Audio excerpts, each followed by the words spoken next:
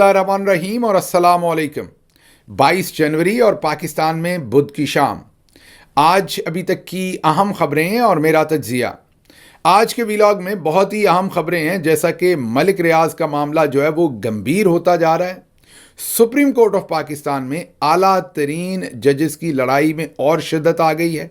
तीसरी तरफ टेरियन वाइट के मामू अचानक पाकिस्तान के टेलीविज़न पर नमूदार हुए और फिज़िकली हमला कर दिया नईम पंजोता, पाकिस्तान तहरीक इंसाफ के रहनुमा पर। इसके अलावा जो पाकिस्तानी वाइसराय हैं मोहसिन नकवी, लगातार ज़लीलो रुस्वा खुद भी हो रहे हैं और पूरी रजीम को भी वाशिंगटन डीसी की सर्द रातों और सर्द दिनों के अंदर करवा रहे हैं। और भी खबरें हैं, वो आपके सामने इस व्लॉग में रखते हैं। पहले सीधा चलते हैं मलिक रियाज के मामले पर, जो कि अब और भी ज़्यादा गंभीर होता जा रहा है। और ये सब कुछ शुरू हुआ है नए सिरे से, जो एक प्रेस रिलीज़ नैब ने जारी की थी। प्रेस रिलीज़ तो वो कम थी, एक मखौल ही था, क्योंकि उसमें पाकिस्तानियों को ये तंबीह की गई थी कि मलिक रियाज के ख़िलाफ़ हम कार्रवाई करने जा रहे हैं। दुनिया में आपने ऐसी प्रेस रिलीज़ पहले कभी नहीं देखी होगी। प्रेस रिलीज़ ये कहती थी कि मलिक रियाज का कोई भी कारोबार, और निशाना था उनका बहरिया टाउन प्रोजेक्ट जो दुबई में वो शुरू कर रहे हैं, उसके ऊपर निशाना था कि अगर मलिक रियाज के उस प्रोजेक्ट में आपने इन्वेस्टमेंट की तो आपकी ये इन्वेस्टमेंट मनी लॉन्ड्रिंग कंसिडर होगी, मतलब आप भी जुर्म में हिस्सेदार होंगे। और मलिक रियाज के ख़िलाफ़ हम तादीबी कार्रवाई कर रहे हैं, उनके ख़िलाफ़ करप्शन मैल प्रैक्टिसेस के ऊपर इन्वेस्टिगेशन शुरू हो रही है और इसलिए आप उनके पास इन्वेस्टमेंट ना करें। ये दुनिया में आपने कभी सुना? किसी दुनिया के इदारे ने बग़ैर किसी बंदे को सुने, कन्विक्ट किए, ट्रायल चलाए, उसको सज़ा दिए, बग़ैर ही उसके बारे में एक्सट्रीम जो मेजर्स हैं वो ले लिए गए हो, मतलब एक कारोबारी बंदे के ऊपर ये हमला कर दिया गया हो या एक बिज़नेस के ऊपर ये हमला कर दिया गया हो, बग़ैर उसका ट्रायल किए, बग़ैर सज़ा सुनाए, बग़ैर जुर्म साबित हुए आप ये कह दें कि उसके प्रोजेक्ट में आपने इन्वेस्टमेंट नहीं करनी, और वो प्रोजेक्ट जो मुल्क से बाहर हो। हमेशा यहाँ पर एक राग अलापा जाता है कि मुल्की सलामती और दूसरे मुल्कों से मुल्क के रिलेशनशिप। अब आप सोचिए कि अगर बहरिया टाउन का प्रोजेक्ट यूएई के अंदर हो रहा है तो क्या यूएई गवर्नमेंट के साथ हमारे रिलेशनशिप इस वजह से ख़राब नहीं होंगे कि वहाँ होने वाले एक लीगल प्रोजेक्ट में हमारी गवर्नमेंट कह रही है कि अगर आपने इन्वेस्ट किया तो आप पर मनी लॉन्ड्रिंग लग जाएगी। हमारी तो कोई मीटिंग दुबई के बगैर नहीं होती। दुनिया भर के जो बिजनेसमैन पाकिस्तान के साथ कारोबार करते हैं वो दुबई में बैठ के मीटिंग्स हमारे साथ करते हैं। अगर हम रिवर्स उनको इल्ज़ाम देंगे मनी लॉन्ड्रिंग का, भले निशाना मलिक रियाज हैं लेकिन इससे दो तरफा ताल्लुकात तो ख़राब हो सकते हैं, तो वो हमें फिर क्या कुछ नहीं कह देंगे। हमारा तो सारा कुछ ही उनके थ्रू फिल्टर होकर बदकिस्मती से, भले निशाना मलिक तो कोई मीटिंग दुबई के बगैर नहीं होती। दुनिया भर के जो बिजनेसमैन पाकिस्तान के साथ कारोबार करते हैं वो दुबई में बैठ के मीटिंग्स हमारे साथ करते हैं। अगर हम रिवर्स उनको इल्ज़ाम देंगे मनी लॉन्ड्रिंग का, भले निशाना मलिक रियाज हैं लेकिन इससे दो तरफा ताल्लुकात तो ख़राब हो सकते हैं, तो वो हमें फिर क्या कुछ नहीं कह देंगे। हमारा तो सारा कुछ ही उनके थ्रू फिल्टर होकर बदकिस्मती से आता है पाकिस्तान के अंदर। तो इसके बहुत सारे पहलू हैं, ये इन्होंने काम कर तो लिया और आपको इसकी इनसाइड स्टोरी भी बताएंगे कि ये मसला है क्या कि अगर आपने मलिक रियाज के अकाउंट्स में वहाँ पर इन्वेस्ट किया उनके प्रोजेक्ट में तो ये मनी लॉन्ड्रिंग होगी। तकलीफ असल क्या है वो भी आपको बताता हूँ। पहले मलिक रियाज की जो स्टेटमेंट है वो आपके सामने रखते हैं। उन्होंने 3-4 चीज़ें अपनी स्टेटमेंट में कहीं। उन्होंने कहा कि मेरा फ़ैसला अटल है, जितना मर्जी जुल्म कर लो मेरा फ़ैसला वही रहेगा, मैं आपका टाउट नहीं बनूंगा, मैं इमरान खान के ख़िलाफ़ गवाही नहीं दूंगा। ये मलिक रियाज ने 2 टोक ट्वीट किया है। उन्होंने कहा है कि पाकिस्तान में कारोबार करना आसान नहीं है। 40 साल मैंने खून पसीना बहाकर अल्लाह के फ़ज़ल से बहरिया टाउन बनाया और आलमी सतह पर हाउसिंग का पाकिस्तान में आगाज़ हुआ। मुझे अल्लाह ने इस्तकामत दी और मैंने अपने तमाम वादे पूरे किए, लेकिन इनके दौरान करप्ट सरकारी अफसरों और बहुत सारे और लोगों की रुकावटों की वजह से तअत्तल भी आया, लेकिन मैंने अपने तमाम वादे जो हैं वो पूरे किए। पूरी ज़िंदगी से सुन रहे थे कि पाकिस्तान का कोई वर्ल्ड क्लास ब्रांड होना चाहिए, मैंने वो ब्रांड बनाया और अब वो वर्ल्ड क्लास ब्रांड जो है वो बहरिया टाउन दुबई में प्रॉपर्टीज़ का आगाज़ कर रहा है और वहाँ पर अब जो प्रोजेक्ट्स है वो बिल्ड कर रहा है। نیب کا آج جو، اور اس پر انہوں نے جو اپنی دبئی کی ترقی کا راز، انہوں نے جو وہاں کے شیخ محمد بن راشد ال مکتوم کا ویژن اور نیب جیسے ادارے کا نہ ہونا ہے، انہوں نے یہ بھی کہا، اور انہوں نے کہا کہ نیب کا آج جو پریس ریلیز آیا وہ اصل میں بلیک میلنگ ہے، اور بلیک میلنگ یہ ہے کہ میری پراپرٹیز میں کوئی انویسٹ نہ کرے۔ اب یہ تو آپ نے سن لیا کہ نیب نے ایک پریس ریلیز دے دیا، ملک ریاض کا جواب آ گیا، ملک ریاض نے واضح کہہ دیا کہ یہ جو آپ مجھے پریشرائز کر کے کوشش کر رہے ہیں کہ میں آپ کی باتیں مان جاؤں اور عمران خان کے خلاف بیان دے دوں، آپ بھلے میرے تمام پروجیکٹس بند کر دیں اور بھلے آپ کہیں کہ میرے پروجیکٹس میں انویسٹ کرنا منی لانڈرنگ ہوگی، میں نے آپ کی بات مان کر عمران خان کے خلاف گواہی نہیں دینی۔ تو یہ بات تو سیٹل ہو گئی۔ اب دوسری طرف آتے ہیں، آپ کے ذہن میں سوال ہوگا کہ یہ اتنی الجھن کیا ہے؟ چلیں ملک ریاض کو تو پکڑنا ہے، ان کی تو وہاں سے ایکسٹریڈیشن کروانی ہے، وہ تو ایک الگ پہلو ہے، ان کے پروجیکٹ میں انویسٹ کیوں نہیں کرنے دینا؟ یہ کیا مسئلہ ہے؟ میں بتاتا ہوں۔ ایک تو بہت سارے ہمارے جو جنرل صاحبان ہیں جب ریٹائرڈ ہوتے ہیں تو ملک ریاض صاحب کے پاس ہی نوکری کرتے ہیں۔ اگر آپ ان کے صرف ادارے کی پرانی لسٹ، کوئی ان کا پے رول نکال لیں تو آپ کو اندازہ ہو کہ کون کون سے جنرل وہاں سے فیض یاب ہوئے ہیں، کون کون سے جنرل جو ہیں وہ ان کے پاس نوکری کرتے رہے ہیں، کون کون سے ان کے کنسلٹنٹ رہے ہیں۔ تو ایک تو بیریا ٹاؤن یہاں سے اٹھ کے وہاں چلا جائے گا تو نوکریاں پھر وہاں ملیں گی اوپن مارکیٹ میں لوگوں کو۔ یہاں تو ہم بلیک میل کر کے نوکریاں دیتے تھے، مطلب کہ لیتے تھے، جب کام نہیں ہونے دیتے تھے۔ ملک ریاض یہ ذکر بھی کر رہے ہیں کہ میرے بہت سارے کاموں کو ڈیلے کیا جاتا تھا کرپٹ آفیسرز کے ہوتے ہوئے، لیکن پھر بھی میں وعدے پورے کرتا تھا۔ لیکن اب وہ تمام، جب آپ یہاں پر بزنس ہی نہیں کریں گے، ان کے نرغے میں ہی نہیں ہوں گے، یا آپ کے نہ کام رکوا سکیں گے نہ نکلوا سکیں گے، تو پھر نوکریاں بھی کسی اور کو ملیں گی۔ تو وہ جو بڑے بڑے کروڑوں روپے تنخواہ کی نوکریاں ہوتی تھیں وہ بھی اب دبئی شفٹ ہو جائیں گی۔ تو پہلا تو روزی روٹی پر یہاں پر لات پڑ رہی ہے۔ دوسری اس میں مسئلہ ایک اور ہے، پاکستان کے اندر جو ریئل اسٹیٹ کا سیکٹر ہے اس میں بھی ہمارے چودھری صاحب کا بہت بڑا انٹرسٹ ہے، بلکہ سب سے بڑا انٹرسٹ انہی کا ہے۔ آپ کے سامنے ڈی ایچ اے جو ہے وہ سب سے بڑا فلیگ شپ پروگرام ہے۔ اب ڈی ایچ اے میں جو سب سے کلیدی انویسٹمنٹ ہے وہ اوورسیز پاکستانی کرتا ہے۔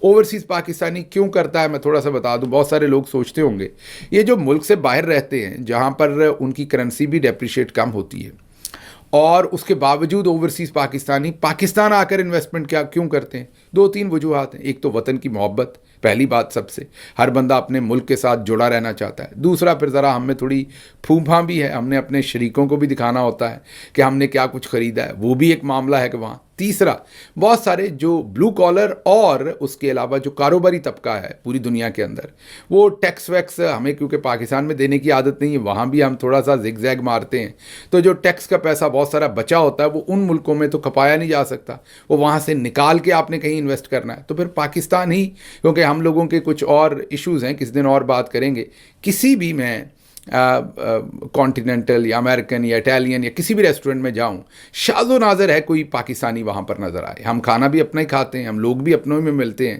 ہم کبھی کسی سوسائٹی میں گھلتے ملتے نہیں۔ یہ بہرحال کسی اور وقت کا موضوع ہے، اس پر کسی اور وقت بات کریں گے کہ ہمارے کیا ایشوز ہیں۔ لیکن اس وقت میں جو آپ سے بات کرنا چاہ رہا ہوں کہ سب سے زیادہ انویسٹمنٹ اوورسیز پاکستانی کرتے ہیں واپس۔ اور اب اگر بیریا ٹاؤن لے گیا اپنا پروجیکٹ دبئی میں تو اوورسیز پاکستانی چلیں کسی اور کو جانتے ہیں کہ نہیں، ملک ریاض کو جانتے بھی ہیں اور اعتماد بھی کرتے ہیں، تو وہ اپنی انویسٹمنٹ وہاں شروع کر دیں گے۔ جب وہاں کریں گے تو پاکستان نہیں جائے گی، پاکستان نہیں جائے گی مطلب کہ ڈی ایچ اے میں نہیں جائے گی، جب ڈی ایچ اے میں نہیں جائے گی تو آپ کو پتہ ہے پھر ہماری کمپنی بہادر جو ہے ان کو مسئلہ بن جائے گا۔ تو یہ روزی روٹی کا مسئلہ ہے۔ ملک ریاض کے ساتھ ایک پھڈا تو یہ ہے کہ وہ ہر صورت عمران خان کے خلاف بیان دیں، اور دوسرا پھڈا یہ ہے کہ نوکریاں بھی ہماری لے گئے ہو اور اب انویسٹمنٹ بھی ہماری لے گئے ہو انہی اوورسیز پاکستانیوں سے، جن کو ہم انتشاری بھی کہتے ہیں، جن کے بارے میں ہم کہتے ہیں کہ وہ صرف یہاں لاشیں دفنانے آتے ہیں اور ان کا کچھ لینا دینا نہیں ہے، جن کو کہتے ہیں وہ وہاں رہتے ہیں وہیں سیاست کریں، یہاں آپ کا کیا لینا دینا ہے، جن کے شناختی کارڈ اور پاسپورٹ بلاک کرنے کی ہم دھمکیاں دیتے ہیں، انہی کا پیسہ اب ہمیں چاہیے۔ بہرحال اگلی خبر کی طرف بڑھتے ہیں۔ اگلی خبر بڑی انٹرسٹنگ ہے، اور وہ خبر ہے کہ آج ٹیرین وائٹ کے ماموں نے پاکستان کے ٹیلی ویژن پر حملہ کر دیا۔ جی ہاں، اچانک نمودار ہوئے ٹیرین وائٹ کے ماموں، اور انہوں نے اپنی بھانجی کے لیے ان کے والد ڈھونڈنے کی دوبارہ سے کوشش شروع کی۔ یہ نون لیگ کا وتیرہ ہے، نون لیگ والے ٹیرین وائٹ کے لیے ان کے والد ڈھونڈتے پھر رہے ہیں۔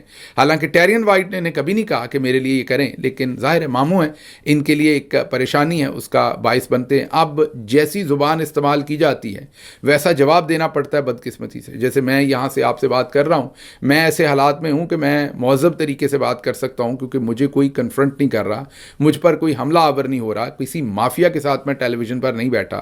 جب آپ ٹیلی ویژن پر بیٹھتے ہیں یا میں وہاں پر ہوتا تھا, پریس کانفرنسز کرتا تھا, تو اس مافیا کے ساتھ اسی زبان میں جواب دینا پڑتا تھا.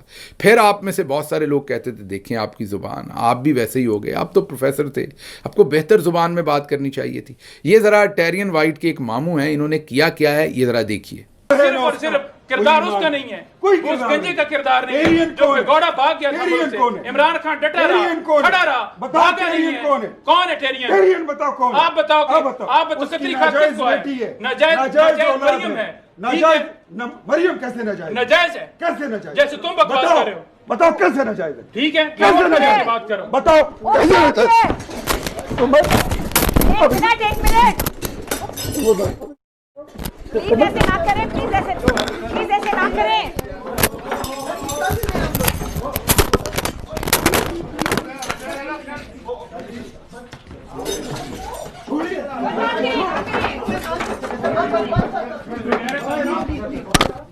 آ گیا باہر, آ گیا.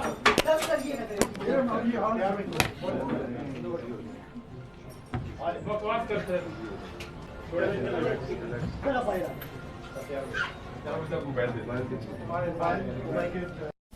یہ دیکھ لیا آپ نے. اب نعیم پنجوتا وہاں پر اپنی بات چیت کر رہے تھے, ایک ینگ لائر ہیں, عمران خان کے ساتھ کھڑے رہے ہیں, اپنی پارٹی کا بیانیہ دے رہے تھے, اور وہ اچانک ان کو کیونکہ اور کوئی جواب نہیں, آج کل بالکل فرسٹریٹڈ ہوئی ہے نون لیگ, سمجھ نہیں آ رہی اس طرف دوسری طرف باجی کیا کرتی پھر رہی ہیں. وہ آپ کو پتہ ہے, مجھے وہ بتانے کی ضرورت نہیں ہے فرسٹریشن کے عالم کیا ہے, ان کے وزیروں کے کیا بیانات ہیں, میں نے پچھلے ویلاگ میں رکھ دیا. ادھر محسن نقوی صاحب کے ساتھ کیا ہو رہا ہے اگلی خبر میں رکھتا ہوں. تو اس ساری ڈیسپریشن میں انہوں نے کیا, انہوں نے ان کے اوپر حملہ کر دیا. اور وہی بات ہے ٹیرین وائٹ سے جب انہوں نے ویسا ہی جواب مریم بی بی کے بارے میں دیا تو پھر وہاں پر پھٹا ہو گیا. حالانکہ ایسی چیزیں, ایسی غلاظت جو ہے وہ کوئی بھی کسی پر پھینک سکتا ہے. سوشل میڈیا پر جا کے دیکھیں تو بھری پڑی ہے, لیکن اس غلاظت کا آغاز پاکستان کے اندر صحرا جو ہے وہ ابھی بھی زندہ ہیں, اللہ ان کو زندہ رکھے, میاں محمد نواز شریف صاحب کے سر جاتا ہے. محترمہ بے نظیر بھٹو کی جعلی, ننگی, گندی ویڈیوز اور تصاویر, جی ہاں ویڈیوز بھی ان کے پاس تھیں, وہ جاری نہیں کر سکتے تھے, اس زمانے میں ٹیکنالوجی نہیں تھی, وہ بھی جعلی طور پر بنائی گئی تھی. تصاویر ہیلی کاپٹر سے پھنکوائی گئی تھیں. پھر محترمہ نصرت بھٹو مرحومہ جو ہیں ان کے بارے میں بھی یہی کیا تھا, پھر جمائمہ خان کے ساتھ بھی یہی کیا تھا. ہر اپنے مخالف کی, خواتین کی کریکٹر اسیسینیشن انہوں نے کی. کبھی ووٹ کرو گے جو نہ خواتین کا احترام کرتے ہیں. ہمارے جلسے ہوتے ہیں جہاں خواتین بھی ہوتی ہے لیکن پرامن بیٹھتی ہیں, خواتین آتی ہیں, جلسہ سنتی ہیں اور پرامن بیٹھتی ہیں, اور کوئی وہاں پہ یہ دمان یا کوئی اپنا ناچ گانا نہیں ہوتا. کیا آپ ایسے لوگوں کو کبھی ووٹ کرو گے؟ بے نظیر بھٹو نہ جانے کہاں سے آئی ہے, پورے پاکستان کی تباہی و بربادی کر رہی ہے یہ عورت, اور انگریزوں کے کتے نلانے والے لوگ ہیں, انگریزوں کے کتے نلانے والے. مخالفین بے نظیر کی نیم برہنہ تصاویر ہیلی کاپٹروں کے ذریعے شہروں اور قصبوں میں گرائی.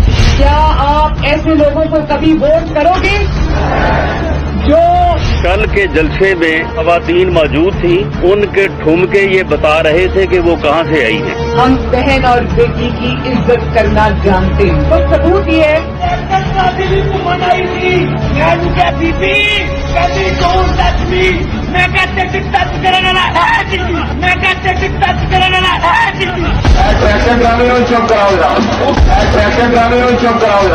کیا آپ ایسے لوگوں کو کبھی ووٹ کرو گے جو اس طرح کا جلسہ نہیں ہے جو مخالفین کا جلسہ ہوتا ہے. وہ کل بھی آپ نے ٹی وی میں دیکھا ہے, اور بہنیں وہاں پہ کیا کر رہی تھی, بہنیں انہوں نے یہاں پر آ کے اپنی کریئر کو سیٹ کیا آپ کے لیے ناچ کے. جب زبان کا پردہ ہٹتا ہے تو انسان کا اصل چہرہ سامنے آ جاتا ہے. تو ثبوت یہ ہے جہاں سے تم ہو کے آئی ہو میں وہاں ساری چیزیں نہیں بتا سکتا, اور جہاں سے تم ہو کے آئی ہو میں وہاں ساری چیزیں نہیں بتا سکتا. باجی فردوس عاشق, اگر ان کا منہ دھو دیا جائے جو فردوس خان اندر سے نکلے گا. مریم نواز خاتون ورکر کے ساتھ چلنے پر بھڑک اٹھیں, خاتون کارکن کو دھتکار دیا اور کہا کہ میرے ساتھ کیوں چل رہی ہیں, یہاں سے آگے ہو جائیں. سیکیورٹی کو اشارہ کیا کہ انہیں سائڈ پر کر دیں.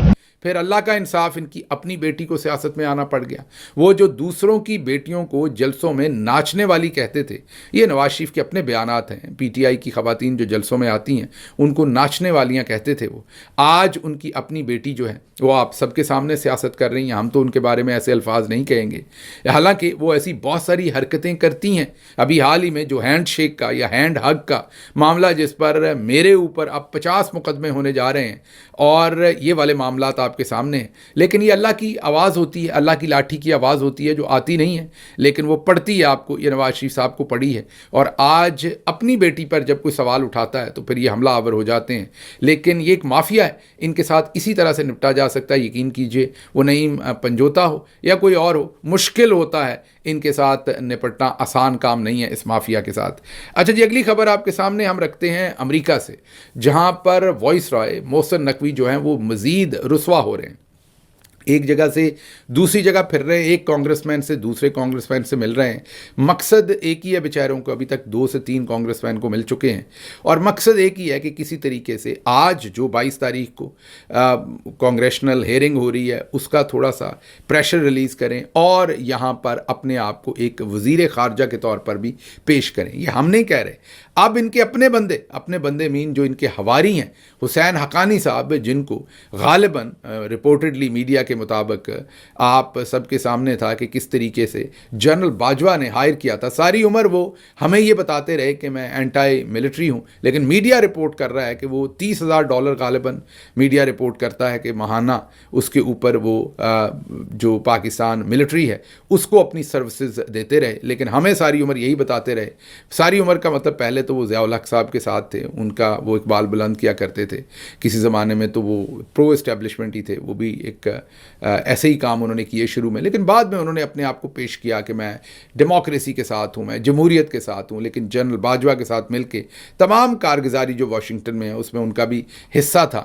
اب وہ بھی تنقید کر رہے ہیں, اور وہ کہہ رہے ہیں کہ جو محسن نقوی ہیں انہیں واشنگٹن ان دنوں میں آنے کی کوئی ضرورت نہیں تھی, اور اپنے آپ کو ایک فورن منسٹر کے طور پر پٹ اپ کرنے کی ضرورت نہیں تھی. کیوں؟ اب دوسری طرف آپ کے سامنے زلمے خلیل زاد صاحب کی اسٹیٹمنٹ رکھتے ہیں. انہوں نے جو اسٹیٹمنٹ دی ہے اس سے تمام چیزیں جو ہیں وہ واضح ہو گئی ہیں. چودھری صاحب کی ناکامی اور اصل میں انہوں نے پاکستان کے ساتھ کر کیا دیا وہ سب کچھ سامنے آ گیا. زلمے خلیل زاد نے یہ کہا ہے کہ ہندوستانی وزیر خارجہ جے شنکر جو ہیں انہوں نے پہلی لائن میں بیٹھ کر ٹرمپ کی جو آفیشل انوگرل یا حلف برداری کی تقریب تھی اس کے اندر شرکت کی. انہوں نے کہا اگر آج عمران خان جیل سے باہر ہوتے تو میں یقین سے کہہ سکتا ہوں کہ عمران خان اس تقریب میں مہمان خصوصی کے طور پر آتے اور پاکستان کے لیے اس میں بہت فائدہ ہوتا. عمران خان کو جیل میں رکھا گیا, عمران خان اس تقریب میں نہیں آ سکے, یہ پاکستان کا نقصان ہے. ابھی بھی جنرل عاصم منیر کا نام تو انہوں نے نہیں لیا, لیکن ظاہر ہے عمران خان قید میں تو جنرل عاصم منیر کی ہیں نا, باقی سب کچھ یہ عدالتیں یہ وہ فلاں یہ تو سب دکھاوا ہے.